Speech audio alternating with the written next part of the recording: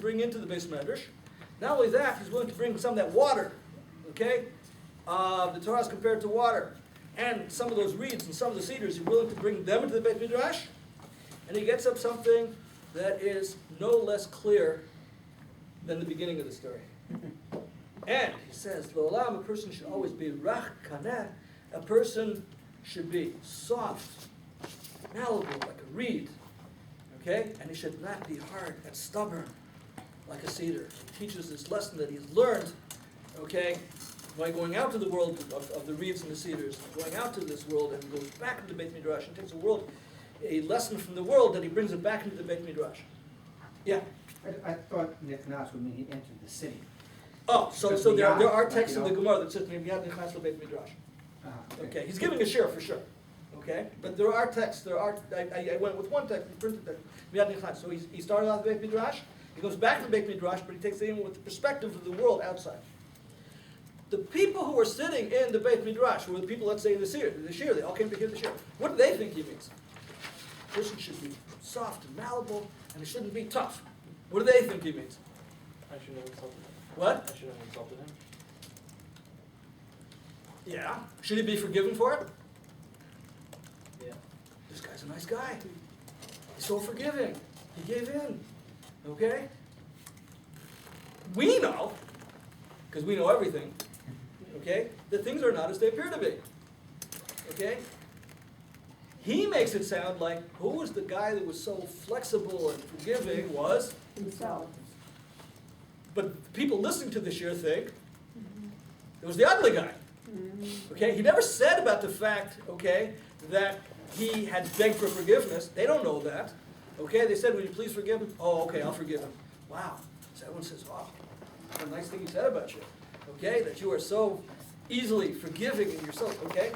We know that the guy was how shall I say? He was ugly. Okay? He was not forgiving. He was hanging tough to the point that he's willing to publicly shame him, even though he was privately insulted. Okay? And we realize that Rabbi Shimon actually is saying it. Okay? Yeah? Why don't we think that the people understand that the Adam who's Rach Kana is actually the ugly man? Because the guy because he was an ugly guy. Okay? Tells over this guy, he did this and this to me. Right. Okay? But he never mentioned that he begged forgiveness. Okay? They said, well, you should forgive him even so. We're not going to argue that's a wrong thing to do. You shouldn't have done that. Okay, everyone's bad-mouthing this Rabbi Elazar. That's terrible what you did, but you should forgive him. So he says, okay, because if you all forgive him. Elazar says, he's soft like a reed, okay?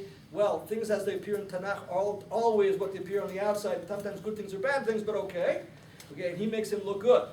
We, who know everything, because we know the whole story, because we're the omniscient readers, know that the one that in the end was immediately flexible was actually himself. Okay, and the one that was the cedar was the other guy. But he doesn't want to embarrass him. Okay? So he presents it in that term. And the lesson that's turned around, okay, is just as ambiguous, multivalent as the beginning of the story, which is the key in the story. Things aren't always as they appear to be. And things in the outer world, okay, don't always reflect the way that they are in the inner world. Yehuda. I'm not sure about this, but how I read it was that the Kana were the people in the city, and the Ez was Rabbi Shimon, because they successfully got him to forgive him by being flexible. Oh, Rabbi yeah. Shimon Okay. was insistent Okay. to forgive him. Forget what I said? Okay. In other words, they're very flexible. They don't say you're right, you're wrong, okay? They don't argue. They say, Afal Pichen, even so. And he goes along, the people of his city, and they go, and he appears to go along with that. Things aren't always as they appear to be.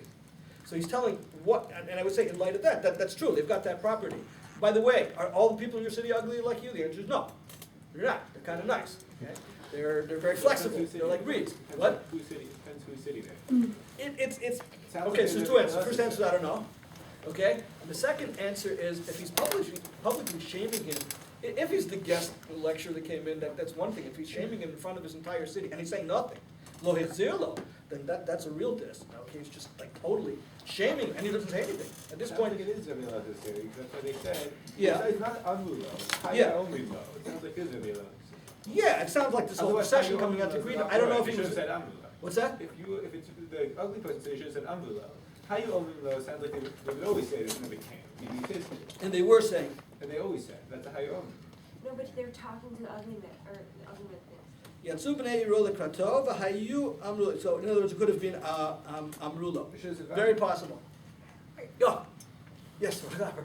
I was wondering whether you couldn't take the reed cedar imagery out of the moral realm Yeah. and say, we start off with a story of somebody who is a tower Yeah. and something happens to him Yep. and he prostrates himself.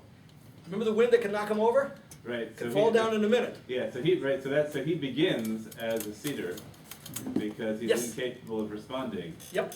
to changes in circumstances. And the Okay. moral of the story is not to, right, is that he locked himself in to a particular vision. Okay. And he learns in the story that he should not be so locked, right, that he has to find ways to respond differently to different circumstances. But things are not always appeared to be, because in the Pesukah Nefer, the cedar that falls on its face, okay? Yeah, which is what he does. Okay, is that strength or weakness? It's weakness. But if he's willing to do it, Ah, okay, he has the strength to fall over on his face. He is flexible as a reed, okay, by falling over like a cedar. Okay, I think there is a moral dimension in his downfall, okay? And he's willing to deal with it. He's even willing to make the guy look good, although things are not as appear to be. well, he starts, we think he's a cedar, but it turns out he's a reed because he pops back up. Oh, he thinks he's a cedar too, okay? Okay, he has his downfall, and he's okay with that. Yeah. Is it also, if things aren't as they seem and they're misapprehensions in a way, the rabbi is a gadol on the Beit Midrash to begin with, but Yeah. we find out he's not a nice man. So he's unkind to Yeah. someone he perceives as ugly. Is it also showing us that the community that values him Mhm. doesn't know him for who he really is? The other man told him, this is what he did to me. And they said, even But so. he was a gadol, but they didn't realize that he was really a katan. What's that? I'm saying his community considered him to be an important chashuv man, told him. but he turns out to be not a mensch, In their eyes, or actually? actually. In their eyes. In other words, they never knew that he begged for forgiveness. I'm saying that's when they were, but they, They don't know that. but his immediate reaction was unkind. Whether he begged for forgiveness or not, you wouldn't True. expect it from someone who's such a fine human being. Right. However, okay, even that reading on the level of allegory, the end could go either way. The beginning is ambiguous on purpose, it's deliberate. In other words, did he see this ugly guy and he said, okay, and the guy said to him, Shalom Aleichem Rebbe, and he said, Black. empty person, everybody in your town is like that? Or what happened was he's on this high, okay, and he sees the first person, it was an ugly guy, and he says, Shalom Aleichem Rebbe. And the guy was not a nice person, it's the other one, doesn't respond to him. At that point, he loses it, and there's a misunderstanding. He says, empty one.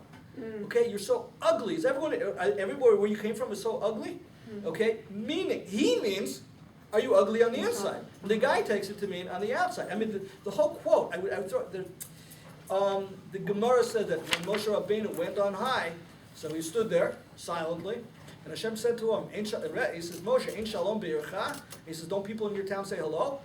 And he says, well, is it right for a servant standing in front of his master to say hello? He says, yeah, I think in common manners you should. Okay. So, Ein Shalom Be'ircha? Like, where you come from, people don't say hello. I said hello to you, okay? I'm starting to wonder that the world he's finding outside the Beit Midrash, he sees as ugly. The guy tells him this great lumdus, okay, and he accepts it, which is not good enough for the guy. And he doesn't respond to that. He goes after him. He's begging. He doesn't say a word. The answer, the sharply nuanced answer I would say is, I don't know. Okay, things are not necessarily. Right. I think we've been set up. Yeah. I think it's hard, because of the parallelism at the end, I think it's really hard to read it that Elazar is saying Shalom Aleichem, because otherwise you lose the parallelism at the end. Where that's the whole point he's making at the end. There was is that the point that he's making to the Bnei is like, why are you calling him Rebbe? He doesn't answer if you call him Rebbe. Oh. That's the whole point at the end. Okay. If you lose that, if you don't. Okay, so It's not only that, the people of the city call him Shalom Aleichem Right, Rebbe. that's It's the what I'm same, saying. they're both calling Oh. him, the city and the one guy. It's, that's Right, the that's the whole, parallel. So that's the guy's whole point. or, Why- okay, and I'm saying this judiciously, okay, let's say that Elazar said to him, Shalom Aleichem, Rebbe, didn't get any response, so he's not a nice guy. The people in the city, is everybody ugly like you? No, they're nice guys. And they do, the first thing they give him Shalom, the first thing, okay? And I think this is, I would stand by the position, which is, I don't know.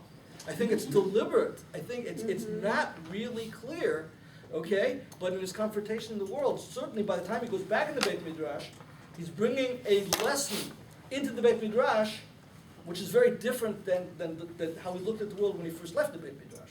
He's bringing something from the world, which he considered ugly, which he found something of beauty, okay, which is not a reed, but it's a cedar, that he thought is worth bringing into the Beit Midrash. Yeah. I was thinking maybe you could expand, I guess, your interpretation at the end of Kana versus Erez, because the drasha has two halves to it, right? It has a positive half and a negative half.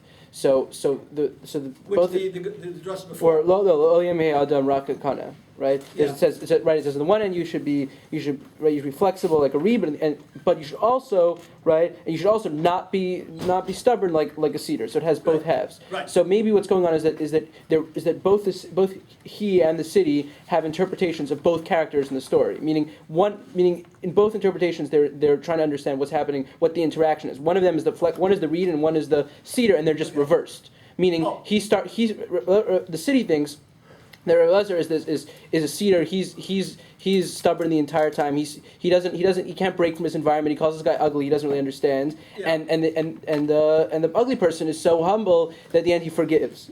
But so he's the Not reed. so easy, but Okay, well that's what the city thinks. That's what the city thinks. What? That's what the city thinks. Yeah. Right. And then he understands that really the reed and the cedar are reversed. Oh, yeah. Okay, so Right. but really in both stories there's two halves. One right. Oh. Everyone's seeing one reed and one cedar. They're just different. So if you'll notice, I stole a technique out of the Chum Samet, because you always take a story, slice it in half, and line it up one against the other, and you can do that in the Midrash story too. Where in the first half, the active one is the one up on the high horse, and the second half, the one who's superior, in whatever sense you want to call it, either in haughtiness and ugliness or moral, okay? When you read it against each other, you're right. And it's not clear which one is the reed and which is the cedar. Okay? Things are not as they appear. Again, the premise being that in Psukim throughout Tanakh, cedars are always great, reeds are always low. Okay, the drasha is a spin, but things are not as they appear. Things are never as they appear. You just never know. Thank you. Yeah. All right.